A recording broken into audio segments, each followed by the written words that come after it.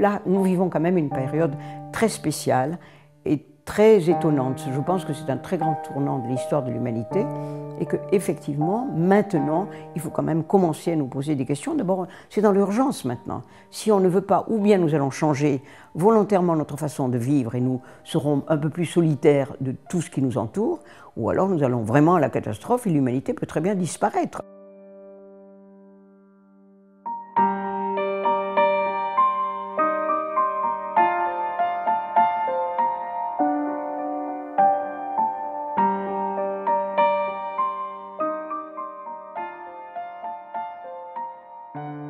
Nous devons tous faire notre part. Si chacun de nous travaille à la sauvegarde de la Terre, à la sauvegarde de l'humanité, donc, et surtout pas dans la peur, mais au contraire dans un esprit positif et créatif, puisqu'on sait que la pensée crée des choses.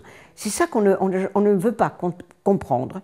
La plupart de la population ne connaissent pas les nouvelles découvertes, qui sont pourtant tout à fait divulguées partout, de la physique quantique, qui montrent que l'homme, quand il observe un objet, peut changer la face des choses.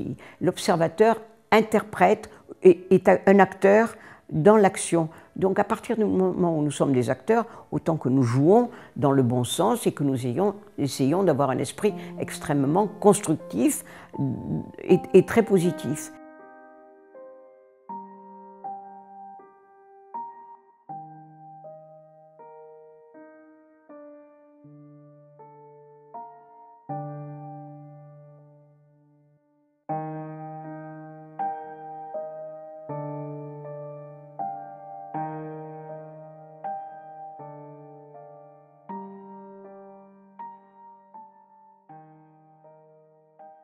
On est quand même au pays de Pasteur.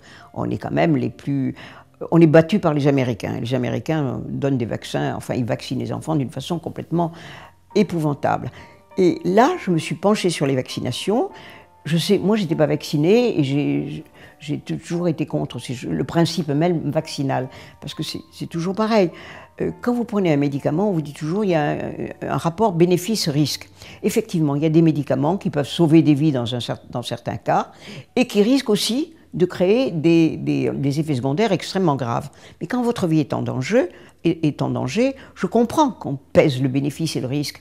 Mais le vaccin, on l'introduit dans l'organisme d'un bébé qui est en bonne santé au départ, qui s'il mangeait sainement, s'il buvait du lait de sa mère correctement, et si sa mère ne s'était pas empoisonnée avant sa naissance, il est évident qu'il ne tomberait pas malade.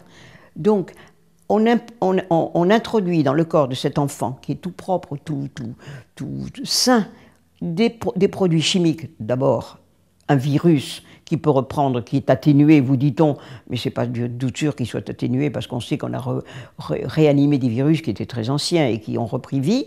Ensuite, on introduit des quantités de juvents qui sont des poisons épouvantables, et on ne le dit pas.